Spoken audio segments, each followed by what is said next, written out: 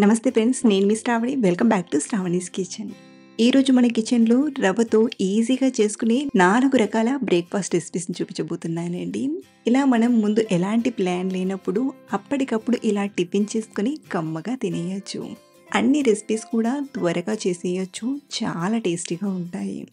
మరి ఇంట్లో ఉండే ఉప్మా రవ్వతో ఇన్స్టంట్గా చేసే ఈ బ్రేక్ఫాస్ట్ రెసిపీని ఇంతకీ ఎలా చేయాలో వన్ బై వన్ ఇప్పుడు చూసేద్దాం రండి. మన ఫస్ట్ రెసిపీ వచ్చేసి రవ్వతో చేసిన ఇన్స్టంట్ మేదువడ. బయట నుండి క్రిస్పీగా లోపల స్పాంజ్గా చాలా రుచిగా తినేయచ్చు. మరి ఈ ఇన్స్టంట్ మేదువడను సులభంగా ఎలా చేయాలో ఇప్పుడు చూద్దాం రండి. మెయిన్గా మనం చేసే ఈ ఇన్స్టంట్ వడలకు కావాల్సింది 1 కప్పు బొంబాయి రవ్వ, అలాగే ఒక మీడియం సైజ్ బంగాళదుంప. బంగాళదుంపను ముందుగా ఉడికించాల్సిన అవసరం లేదు, పచ్చిదే వాడుతున్నామండి. సో మనం తీసుకున్న 1 కప్పు బొంబాయి రవ్వను ఒక గిన్నెలోకి తీసుకొని ఏ కప్పుతో అయితే రవ్వను తీసుకున్నామో అదే కప్పు కొలతతో నీళ్ళను తీసుకోవాలి. ముందుగా స్టవ్ ఆన్ చేసి ప్యాన్లోకి 1 కప్పు నీళ్ళను తీసుకోండి. అలాగే ఇందులోనే రుచికి సరిపడా ఉప్పుని, 1 టీ స్పూన్ ఆయిల్ని తీసుకోండి. అలాగే మనం తీసుకున్న ఆలును బాగా కడిగి పైన పొట్టును పీల్ ఆఫ్ చేసి గ్రేట్ చేసి తీసుకోండి. సో ఇలా గ్రేట్ చేసిన ఆలు తురుమును కూడా నీళ్ళలోకి తీసుకొని నీళ్ళను బాగా మరిగించండి. మనం ఆలును తీసుకున్నాం కదా అని మరీ ఎక్కువగా ఉడికించాల్సిన అవసరం లేదు. ఈ నీళ్లు మరిగితే సరిపోతుంది. ఎప్పుడైతే నీళ్లు ఇలా మరుగుతుంటాయో అప్పుడు ఇందులోకి రవ్వను కొద్ది కొద్దిగా వేస్తూ బాగా కలపండి. రవ్వను వేసేసరికి నీళ్ళన్నీ చక్కగా పీల్చుకొని ఇలా గట్టిపడుతుంది. అలాగే మంటను కూడా లో ఫ్లేమ్లో పెట్టి కలపండి. ఇలా ఒకసారి చక్కగా కలిపాక ఇప్పుడు స్టవ్ ఆఫ్ చేసేసి మూత పెట్టి ఈ రవ్వ అనేది కొంచెం చల్లారేంత వరకు, అంటే మనం కలపడానికి వీలుగా అయ్యేంత వరకు మూత పెట్టి పక్కనుంచండి. రవ్వ కాస్త చల్లారాక ఇంకొక బౌల్లోకి తీసుకుంటున్నాను. ఇలా మనం ఈ ప్రాసెస్తో చేయడం వలన వడలు ఫ్రై చేశాక పైన బొంబాయి రవ్వలా కనబడకుండా అచ్చం మేదు వడలానే చాలా బాగా వస్తాయి. అలాగే మనకు పిండి చూడండి, మరీ సాఫ్ట్గా కాకుండా ఇలా గట్టిగానే ఉండాలి. ఇప్పుడు ఇందులోకి మిగతా వాటిని తీసుకుందాం.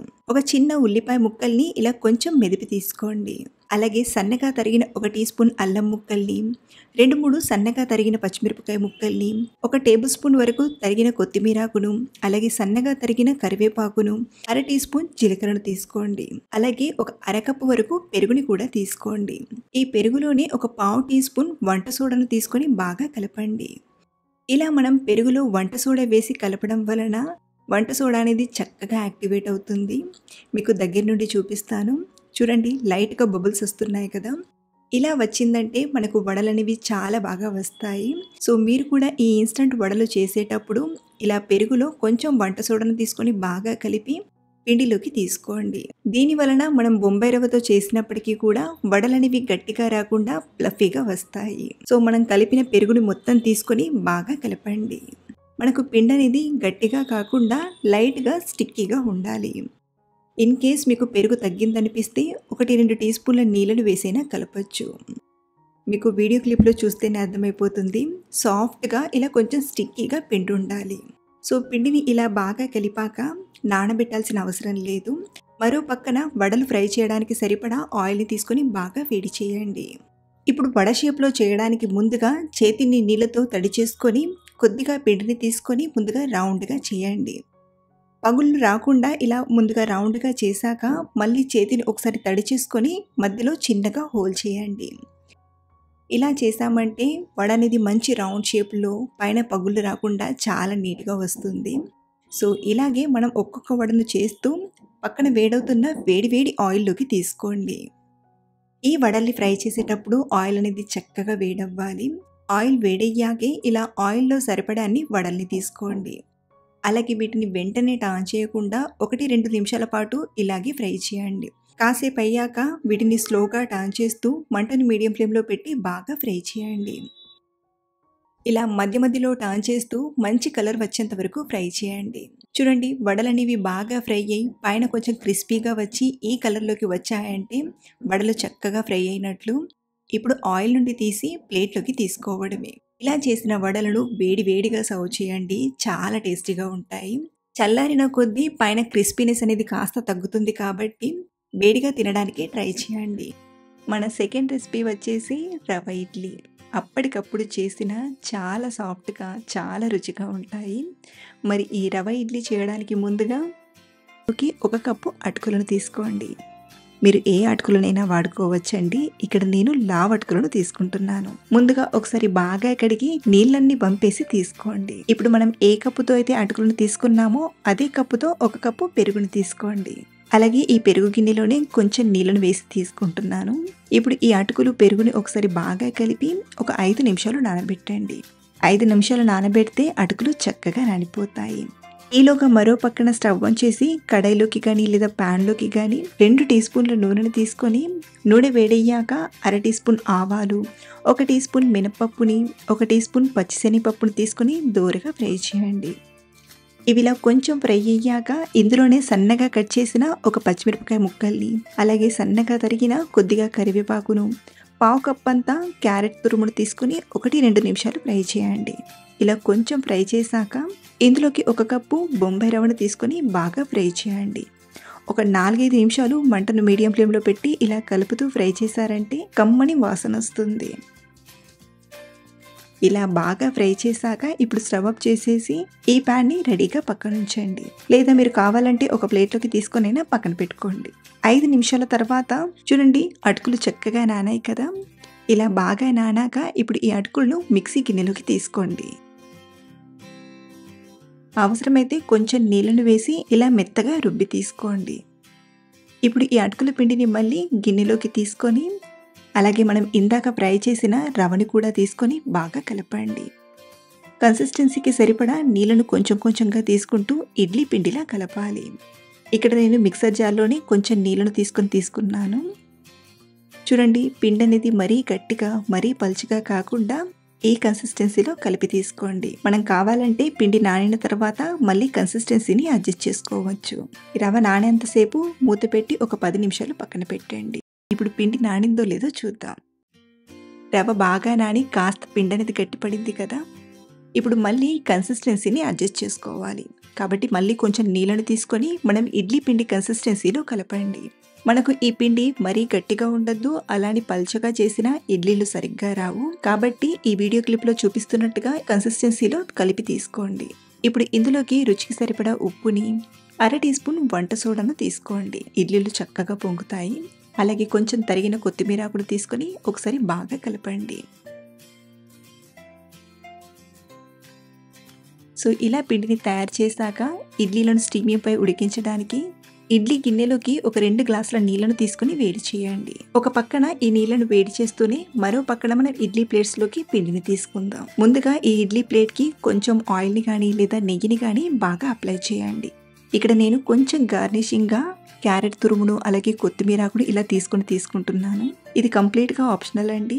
ఎలాగో మనం పిండిలో క్యారెట్ కొత్తిమీర ఆకు వేసాం కాబట్టి ఈ స్టెప్ని స్కిప్ చేసైనా చేయొచ్చు. ఇలా ఇడ్లీ ప్లేట్స్లోకి పిండిని తీసుకున్నాక పైపైన కొంచెం నీట్గా అని తీసుకోండి. లేదంటే పిండిని తీసుకున్నట్టుగానే ఇడ్లీలు ఉడికి రెడీ అవుతాయి. ఇక్కడ నేను 3 ప్లేట్స్ వరకు ఇడ్లీలను చేస్తున్నాను. మిగిలిన పిండిని ఫ్రిడ్జ్లో పెట్టుకొని నెక్స్ట్ డే అయినా వాడుకోవచ్చు. సో ఇలా తీసుకునే ఇడ్లీ స్టాండ్ని మరో పక్కన వేడవుతున్న ఇడ్లీ గిన్నెలోకి తీసుకొని చక్కగా కవర్ చేసి మంటను మీడియం ఫ్లేమ్లో పెట్టి 12 నుండి 15 నిమిషాలు ఉడికించండి. 12 నిమిషాల తర్వాత మూత తీసి ఇడ్లీలు ఉడికాయో లేదో చూద్దాం. ఇలా లైట్గా చాకుతో గుచ్చి చూసామంటే చూడండి ఇడ్లీలు బాగా ఉడికిపోయాయి. అలాగే ఇడ్లీలను ఉడికించిన వెంటనే సర్వ్ చేసే కంటే ఏ ఇడ్లీలనైనా ఒక 5 నిమిషాలు వెయిట్ చేసి ఆ తర్వాత ప్లేట్స్ నుండి తీసుకుంటే చక్కగా వస్తాయండి. ఇన్స్టెంట్గా మనం చేసిన ఇడ్లీలు చాలా రుచిగా చక్కగా కుదిరాయి. మీరు కూడా ఉదయం బ్రేక్ఫాస్ట్లోకి అప్పటికప్పుడు రెడీ చేయాలంటే ఇలా ఓసారి ట్రై చేసి చూడండి. చాలా బాగా ఇష్టపడతారు. మీకు చూస్తేనే అర్థమైపోతుంది ఎంత బాగా కుదిరాయో. మన థర్డ్ రెసిపీ వచ్చేసి రవ డోక్లా. ఎప్పుడు తినే ఇడ్లీ దోశ బోర్ కొడితే ఇలా డోక్లాను తప్పకుండా ట్రై చేయండి.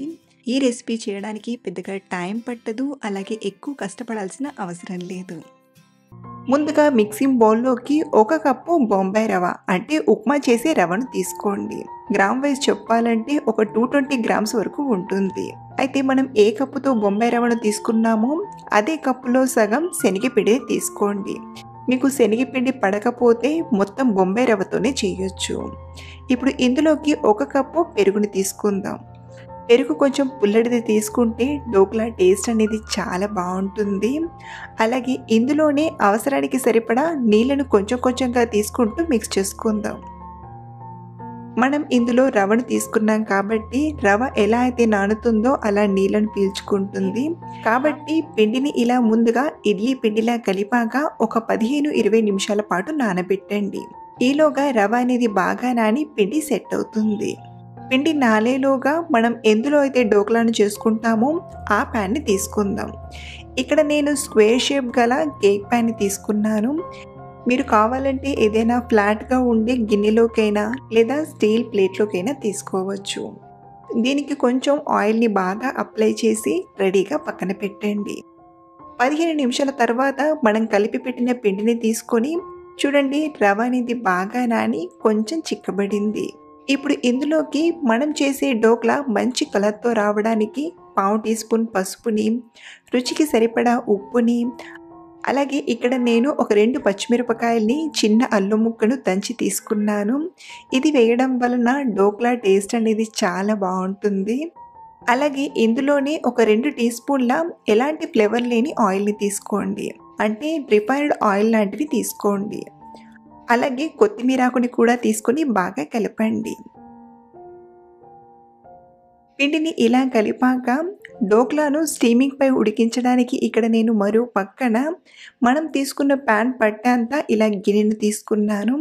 ముందుగా ఇందులోకి ఒక 2 గ్లాసుల నీళ్లను తీసుకొని బాగా వేడి చేయండి.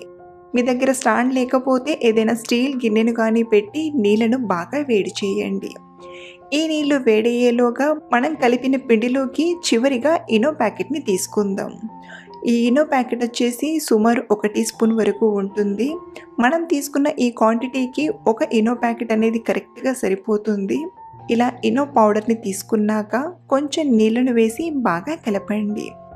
మీకు ఇనో వాడడం ఇష్టం లేకపోతే ఈ ప్లేస్లో 1/2 టీ స్పూన్ వంట సోడాను, 1 టీ స్పూన్ నిమ్మరసాన్ని తీసుకొని కలిపినా సరిపోతుంది. ఇలా బాగా కలిపాక ఒకసారి కన్సిస్టెన్సీని కూడా చూడండి. పిండి అనేది మనకు మరీ గట్టిగా ఉండొద్దు, అలా అని మరీ పల్చగా ఉండొద్దు. ఈ వీడియో క్లిప్లో చూపిస్తున్నట్టుగా పిండిని కలిపాక ఇప్పుడు ఈ పిండిని మనం ఆయిల్ని అప్లై చేసిన కేక్ ప్యాన్లోకి తీసుకుందాం.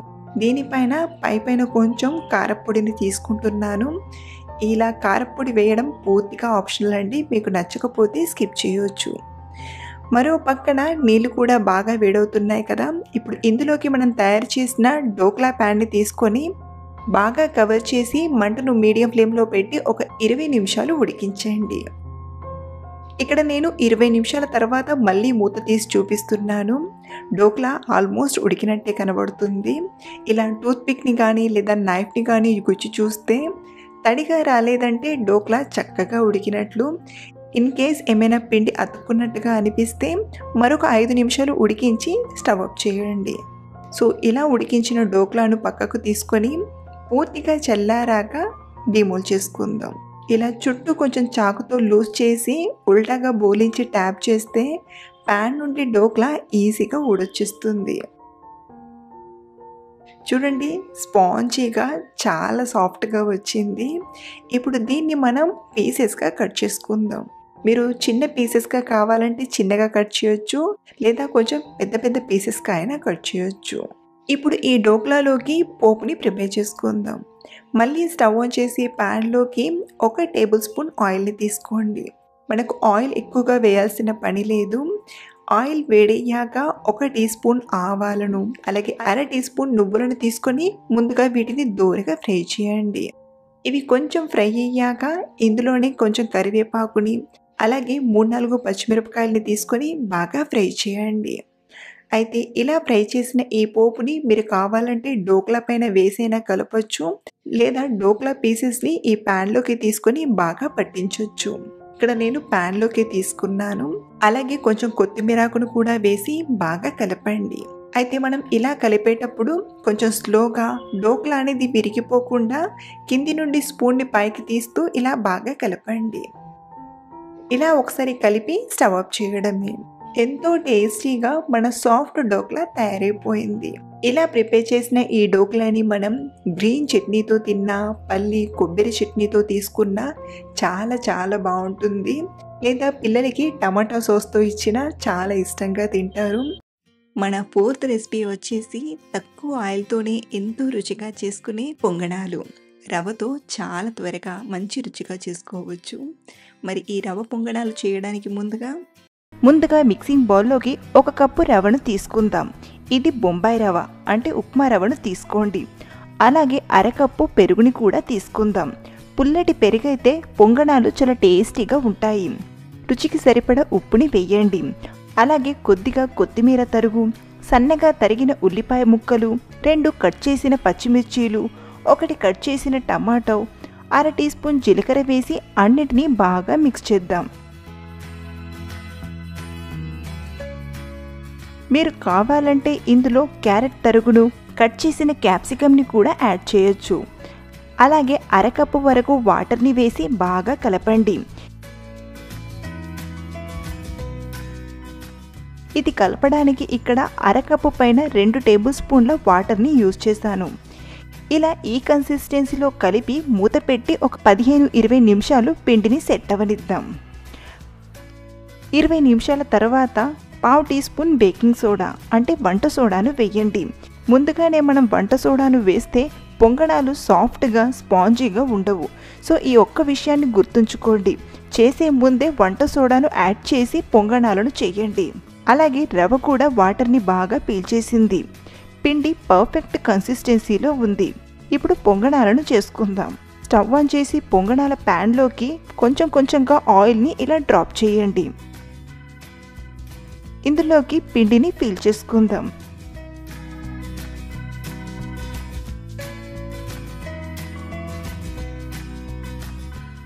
మూత పెట్టి 1 నిమిషం మీడియం ఫ్లేమ్లో ఉడికించండి. 1 నిమిషం తర్వాత మరో పక్కకి టర్న్ చేయండి. మధ్యలో ఉన్నవి తొందరగా ఫ్రై అవుతాయి కాబట్టి ఇలా ఫ్రై అవ్వగానే ప్లేట్లోకి తీసుకోండి. మిగిలినవి ఇలా మధ్యలో అనుకుంటూ కాల్చండి. ఫ్రై అయినట్టుగా తీసేసుకుందాం. చూడండి, రవ్వ పొంగనాలు చక్కగా వచ్చాయి. ఇలాగే మిగతా పిండిని కూడా ప్రిపేర్ చేసుకుందాం. అంతే, అన్ని పొంగనాలు కూడా రెడీ అయిపోయాయి. వీటిని వేడివేడిగా ఇలాగే తినేయొచ్చు, లేదా కొబ్బరి పల్లీ చట్నీతో తీసుకుంటే మరింత టేస్టీగా ఉంటాయి. సో ఇలాగ కూడా మనం సింపుల్గా రవ్వ పొంగనాలను చేసుకుని బ్రేక్ఫాస్ట్ చేయొచ్చు. మరిన్ని ఇలాంటి టేస్టీ అండ్ సింపుల్ రెసిపీస్ కోసం మన ఛానల్ని ఫాలో అవ్వండి.